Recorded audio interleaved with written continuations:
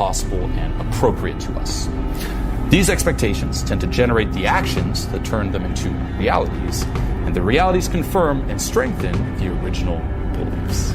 Okay, so let's just say you have low self-esteem, you don't really feel like you can cope with the challenges of life, you don't really feel like you're appropriate to life, it's like, this is not really for me, I can't really achieve all of this, and it's just this cycle that goes on and on and on, and that keeps you just stuck. And this is why it's so important to work on it and raise your self-esteem. And you can do so by focusing on actions or practices. Okay, basically something you do over and over again, a way of being, and this here will affect your self-esteem. So the first one is the practice of living consciously. Okay, basically having a mind that is active versus passive, that seeks awareness versus simply not bothering, that is responsible toward reality versus that escapes or evades reality. The second is the practice of self-acceptance, basically to be for yourself and to refuse to be in an adversarial relationship to yourself. The third is the practice of self-responsibility, to feel competent to live and worthy of happiness.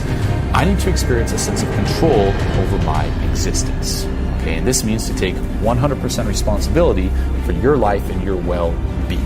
Okay, the fourth practice is the practice of self-assertiveness. That self-assertiveness means honoring your wants, your needs, your values, and seeking the appropriate forms of their expression in reality. And this is a practice. Okay, it's the willingness to stand up for yourself, to be who you are openly, to treat yourself with respect in all human encounter. The fifth practice is the practice of living purposefully. Okay, and this means basically using your powers for the attainment of goals you have selected. Okay, to live without a purpose is to live at the mercy of chance. Okay, it's like whatever happens will happen. You're just a drifter. No, okay, you should be proactive, not reactive. If you don't do something, nothing will happen. What it means is staying true to yourself. Okay, integrity asks that our effort to find the best choice be authentic, that we stay conscious, stay connected to our knowledge, call on our best rational clarity, take responsibility for our choice and its consequences, do not seek to escape into the mental vacuum. And this is something to really take some time to reflect on. What are we all seeking? What are we all looking for in life? What is the goal here? Okay, like what is the motivation behind everything that you do? And if you really follow to the root, okay, it's not like, well, I'm doing stuff for money. Okay, why do you need the money? Okay, like follow the trail of whys.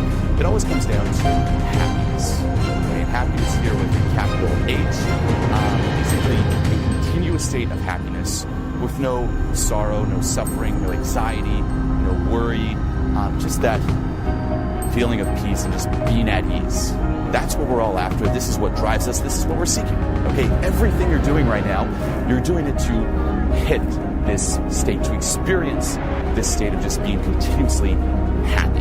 Okay, and it's not the happiness you're used to experiencing either, which is that dirty high where you're kind of afraid of losing it. It's just that continuous state there. But this is our default natural state. Let's just say this is our very nature. Okay, like being happy, the reason we're all seeking is that's actually what we are. Okay, we are this continuous state of just happiness with no sorrow, no suffering. Now, the mistake we make is we are this, but we tell ourselves that we're not. Okay, like that's our default.